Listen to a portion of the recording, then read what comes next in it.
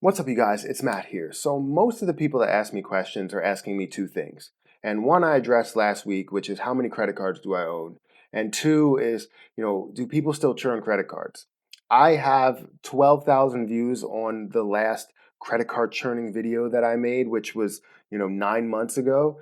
And I constantly get comments, not only on that, but also just, DMs and other videos that I create. It's just like, do people still churn credit cards? And I want to answer it with a short answer, but then also a long answer. So the short answer would be yes, but the long answer would be no, because they kind of changed the definition of churning for themselves to make themselves look better. So I'll get into this whole breakdown in a little bit, but before I start, make sure you hit the like button on this video. Also hit the subscribe button for more videos just like this one. I do a giveaway every single week, so stick around to the end of the video to hear all about that giveaway. And make sure you subscribe to my podcast, Clips channel. It'll be down in the description. Watch the podcast up in the card. So let's go ahead and get into this. So credit card churning has become more of a complex process. Now, if you're asking yourself, what is credit card churning? I'm not familiar with this. If you want to check out my original video, I'll have it up in the cards. It has 12,000 views, 92% like to dislike ratio. So people like it. Go ahead and check that video out. But if you want the short breakdown, then I'll give you the short breakdown. So credit card churning is basically the art of, finding a bonus on a credit card, being able to get to the minimum spend that they offer, and then capture the bonus on multiple credit cards. Now, the way people made it seem was that you were just opening 7,000 credit cards, trying to get to the minimum spend, getting the bonus, and then just closing the cards. Or you're opening a credit card and then you're getting the bonus and then you close the card. It's not that simple. It's not that easy because one, things have changed, so it's not that simple. But that's basically what it is. So people will take like a $100 to $1,000 bonus, and then they'll be able to capture that bonus by spending, maybe $500 all the way up to like $5,000. Most people that do it effectively will actually just spend money on their normal bills and then go from there. Other people will spend it on things that, they just wanted to spend money on, and then they're not really capturing the bonus. They're just kind of limiting the damage, if that's what you want to call it. So for people that do it the right way, this means that they're spending money that they already own. If they're spending money on electric bills every month and then they switch it to their credit card, they're spending money that they already own. If you're buying things like shoes and different clothing, you're not spending money that you already own there. That's where the difference comes into play. So people that are doing it the right way, people that are doing it the wrong way. This basically means when you get this $100 to $1,000 bonus or however many bonuses you collect, you can basically travel for free and buy things that you want rather than need. So you can basically apply these bonuses to whatever you really want. If you needed a new microphone for your setup or something, which I don't know what's going on with my audio, but if you need a new microphone, then you can go ahead and buy a new microphone. If you need a new camera, you can go ahead and buy a new camera with this bonus. And that's the way that I look at it if you wanted to buy something that you want rather than need. Or if you wanted to travel for free, which is something that you want rather than need.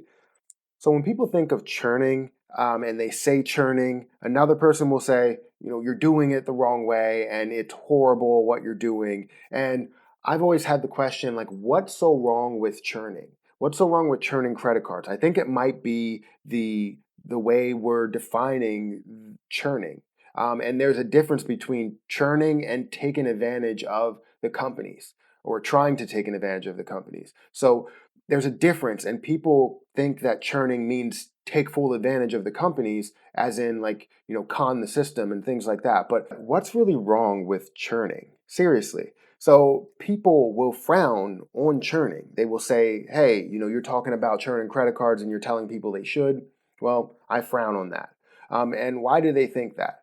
Like I said, they're thinking that people are going to take advantage of those companies. But when I said there's a difference, there is a difference. They're thinking that they're messing up the bonus for every single person that's trying to get a bonus, that's trying to get a credit card. They're messing up the bonus for those people. And I mean, you can think that way, but are they really? And those same people who basically talk about obtaining a bonus are now like, getting talked down to, and, people are frowning upon their actions. And that's not the way you need to look at it. So the next question is, do people still churn? And when I said the short answer was yes, I have a reason why it's yes, but the long answer, obviously, I said was no. But I have a little reason why it's yes. The way the credit card community has changed the definition of churning, and they don't even want to mention it. A lot of people don't even mention the word churn, don't even mention, churning credit cards 101, churning credit cards explained, anything like that, because people frown on it. But the way it's defined now, they consider churning as being bad, being the taken advantage of. But obtaining a credit card bonus, or going out and just saying, I'm, getting this card, obtaining the bonus and using it for later. So you have a longer term for it. People still use the word churning, but like I said, it's frowned upon. So it's more of a slower paced thing. When you think of the people that do it the right way, it's more of a slower paced thing. People will open a credit card, get to the minimum spend maybe in a month or two, and then open another credit card, but while still being able to use the benefits on the other credit card. That's the key. I open credit cards, I have 21 cards, but I use probably 18 of them. Every month, or not every month, sorry. I use probably 18 of them in the last year, because there's always something that comes into play. If I have like a Target card, I use it at Target when I'm there. If I have an Amazon card, I use it at Amazon.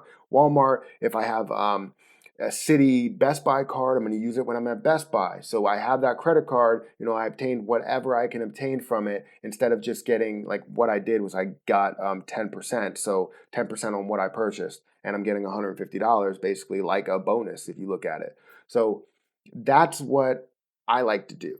And it makes it very simple if you do it at a slow pace, because you're taking that card, you're using it for your normal spending, you're getting to the bonus, you're getting a discount on your spending, and then you're also using the categories that you get, as long as you're going through the years buying those products. Now, if you're going and getting a credit card just to get the bonus, that's horrible. What I typically do for, like, say if I would get the platinum card, I would use it as a trial period to see if I really wanted the platinum card, if I get a lot of value out of it. That's why those bonuses are there.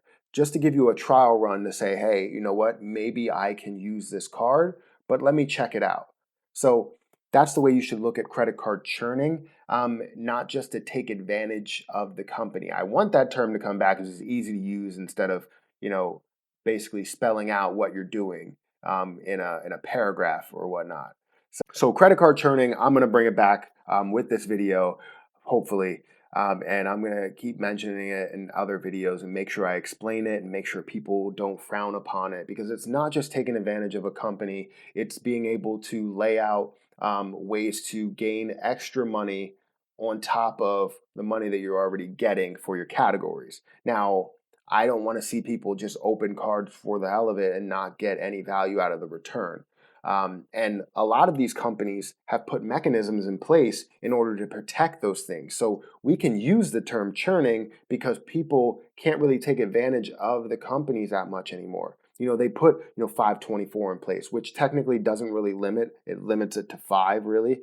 But you have things like you can only get one Sapphire card. You have things like once in a lifetime with Amex. You have things like where they can do a bonus clawback, which in my case was unjust. So that's how that works. But they're putting all these mechanisms in place that can really help out situations, that can really help so they don't get taken advantage of. That's really the case. So hopefully this video explained exactly where credit card churning is and where I would like it to be. And also you got a clear definition of churning. If you didn't get a clear definition of churning, hopefully the other video can produce a clear definition. But I felt like this was pretty clear and in depth actually. So hopefully you enjoyed this video. If you did, make sure you hit the like button. Also hit the subscribe button for more videos just like this one. I do a giveaway every single week, and if you want to enter that giveaway, all you have to do is like on at least one video for this week, comment on at least one video for this week, and also be subscribed to my YouTube channel. If you do all of those things, then you get one ticket in the hat. But if you do it on multiple videos, so Monday, Tuesday, Wednesday, Thursday, Friday, then you get 5 tickets in the hat.